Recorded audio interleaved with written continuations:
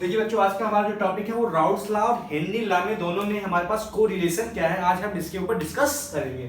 ठीक, तो देखिए हम लोगों ने राउल्ट्स लॉ और हेनरी लॉ पिछले लेक्चर्स में पढ़ चुके हैं कि हेनरी लॉ क्या होता है और हमारे पास राउल्ट्स लॉ क्या होता है। तभी मैं एक थोड़ा सा छोटा सा ओवरव्यू दे देता हूँ। देखो क्या है, जब हमने राउल्ट्स लॉ पढ़ा था तो हमने ये बताया था कि जब दो वोलेटाइल कंपोनेंट को मान लेते हैं मिक्स किया जाता है, ठीक, तो इस सॉल्यूशन ये हमारे पास क्या है, सॉल्यूशन बनता है। ठीक, तो इस सॉल्यूशन के अंदर हमने कहा था इस लिक्विड के अंदर जितना ज्यादा ए और बी, जितना ज्यादा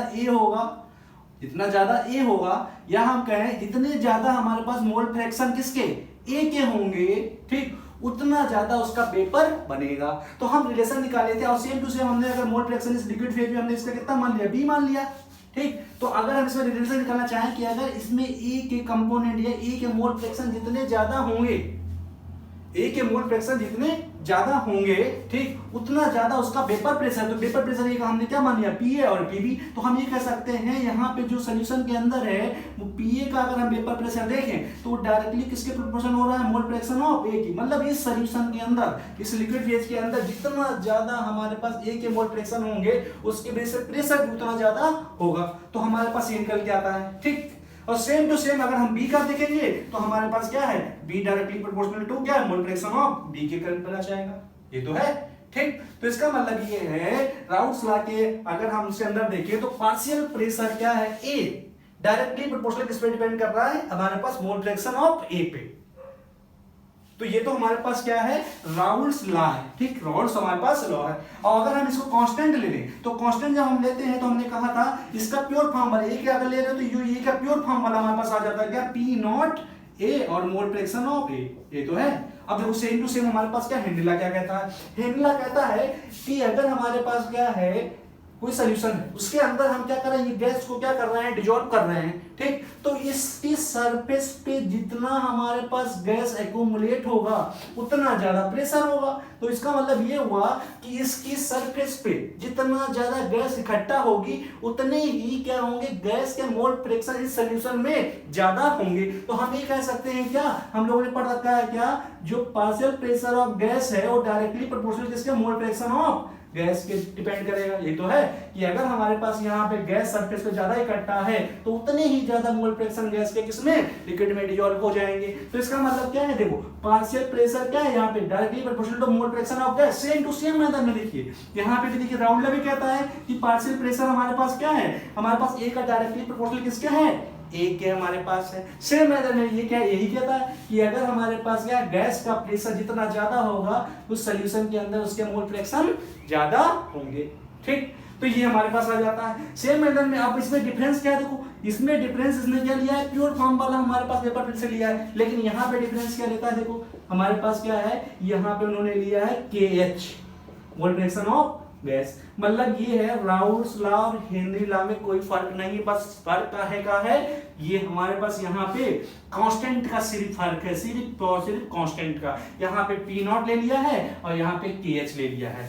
ठीक, और अगर हम इसमें ग्राफ खींचें, अगर हम यहाँ पे हमें ग्राफ खींच के बताएं, अगर हमारे पास पीए और हमारे पास क्या मोल फ्रैक्शन इसने ग्राफ खींचा तो स्ट्रेट लाइन आएगा। सेम टू सेम हमारे पास यहाँ पे देखिए अगर हम क्या कर ले, pressure of partial pressure of gas और यहाँ मोल फ्रैक्शन ऑफ गैस में ग्राफ खींचा तब भी वो स्ट्रेट लाइन आता है। तो इसका मतलब ये हुआ कि जो हेनरी लॉ है और हमारे पास राउल्ट लॉ है बिल्कुल हमारे पास क्या है, सेम है, दोनों हमारे पास सेम है, बस फर्क का है बस कांस्टेंट का फर्क है, बस प्रोपोर्शनली कांस्टेंट बस डिफर करता है, नहीं तो हमारे पास हेनरी लॉ और राउल्ट लॉ दोनों सेम है।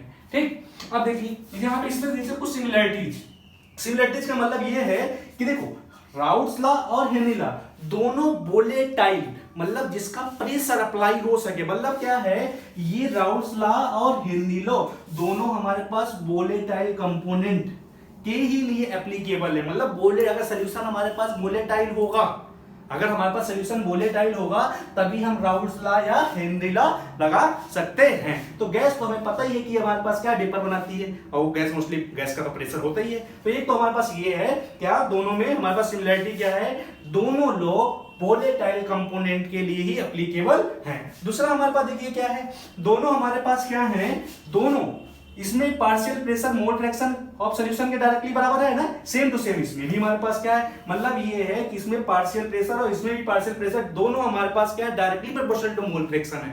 तो ये हमारे पास दो सिमिलरिटी हो गई।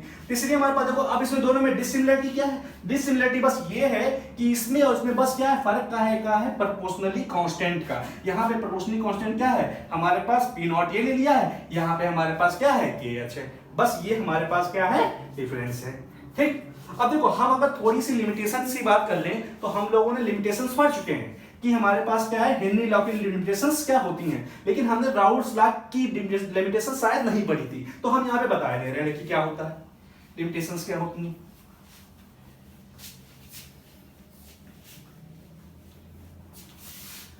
देखिए लिमिटेशंस क्या है, देखिए अगर हम बात करें क्या इसकी लिमिटेशंस किसकी, हमारे पास राउल्स लॉ की। ठीक, देखिए राउल्स लॉ वही एप्लीकेबल होगा जैसे हम लोगों ने हेनरी लॉ पढ़ा था। क्या हेनरी लॉ की लिमिटेशंस जो हमने पढ़ी थी, तो हमने लिमिटेशंस क्या पढ़ी थी, तो हमने पहला लिमिटेशन पढ़ी थी कि ये जो हेनरी लॉ है वो क्या होना चाहिए, पहला हमारे पास प्रेशर, अगर उसको अप्लाई करना है तो हमारे पास प्रेशर क्या होना चाहिए, हमारे पास लो होना चाहिए, और टेम्परेचर हमारे पास क्या होना चाहिए, हाई होना चाहिए। मतलब ये हमारे पास पहली लिमिटेशन है कि अगर आपको हेनरी लॉ फॉलो करवाना था तो ये हमारे पास क्या है, प्रेशर लो होना चाहिए और टेम्परेचर हाई होना चाहिए। इस कंडीशन में हमारे पास क्या है, वो कोई गैस होगी वो आइडियल गैस की तरह काम करने लगेगी। ठीक, दूसरा हमने ये बताया था इसके अंदर हेनरी लॉ के अंदर कि कोई भी गैस हो, गैस की सॉल्युबिलिटी ज्यादा नहीं होनी चाहिए। तो इसका मतलब क्या है, हमारे पास हाईली गैस ज्यादा सॉल्युबल नहीं होनी चाहिए, सॉल्युबिलिटी कम होनी चाहिए। थर्ड हमने बताया था अगर गैस अगर हमारे पास क्या है, ध्यान देना, गैस अगर क्या है सॉल्वेंट के अंदर, ये तो है, अगर ये जो गैस हमारे पास क्या है इसके अंदर डिसॉल्व कर रहे हो, अगर गैस डिसॉल्व कर रहे हो अगर इस सॉल्वेंट के अंदर वो डिसोसिएट या एसोसिएट हो जाती है तो वहां पे हेनरी लॉ वर्क नहीं करेगा। तो हम ये कह सकते थे इसमें क्या है, अगर हमारे पास क्या हो रहा है, डिसोसिएशन हो रहा है गैस का, ठीक, या हमारे पास क्या हो रहा है, एसोसिएशन हो रहा है गैस का, ठीक, एसोसिएशन हो रहा है, ठीक, तो वहां पे क्या है हमारे पास हेनरी लॉ वर्क नहीं करेगा। हमने केस भी पढ़ा था, हमने कहा था जैसे अमोनिया के केस में, ठीक, या Cl के केस में इसमें हमारे पास क्या ये वर्क नहीं करता। अब सेम टू सेम मैंने देखिए राउल्स लॉ की लिमिटेशंस क्या है। देखिए राउल्स लॉ वहां एप्लीकेबल होता है, राउल्स लॉ वहां एप्लीकेबल होता है जब हम दो लिक्विड को आपस में मिलाएं और दोनों बिल्कुल कंप्लीटली मिक्स हो जाएं। ध्यान रखना, अगर दो लिक्विड को हम मिलाते हैं तो जब दो लिक्विड कंप्लीटली मिक्स हो जाते हैं तो हम उसको बोलते हैं क्या, अगर क्या है कंप्लीटली मिसिबल हो, मिसिबल हो। ठीक, जैसे अगर हम क्या करते हैं, देखिए अगर हमने क्या कर दिया, मान लेते हैं ऑयल और वाटर को मिला दिया, तो ये हमें पता है ऑयल और वाटर मिक्स नहीं होते, तो इसका मतलब क्या है, ये दोनों मिक्स नहीं होंगे, तो इसका मतलब है हमारा वहां पे राउल्स लॉ वर्क नहीं करेगा। तो हमारे पास पहली लिमिटेशन क्या हो गई, क्या होनी चाहिए, सबसे पहली बात क्या, कि जो राउल्स लॉ है एप्लीकेबल ओनली हमारे पास क्या है, कहां पे होगा, applicable only for miscible liquid,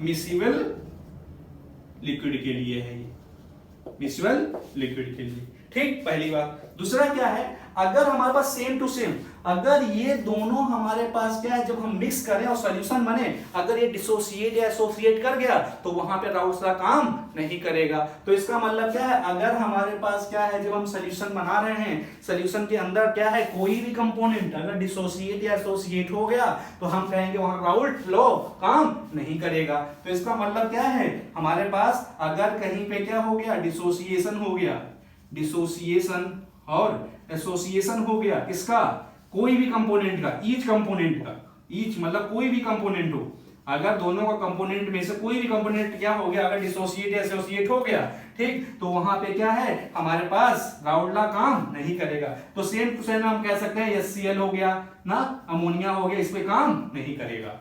ये तो हुआ सेम टू सेम। देखो अगर हमारे पास क्या है, ये दोनों हमारे पास आपस में क्या कर जाए, रिएक्शन कर जाए, अगर हमारे पास क्या है, जो हम दो कंपोनेंट मिक्स करके सॉल्यूशन बना रहे हैं, अगर दोनों क्या हो जाएं, आपस में क्या है, कंबाइन कर जाएं, केमिकली रिएक्ट कर जाएं, तो वहां भी राउल्स लॉ काम नहीं करता है।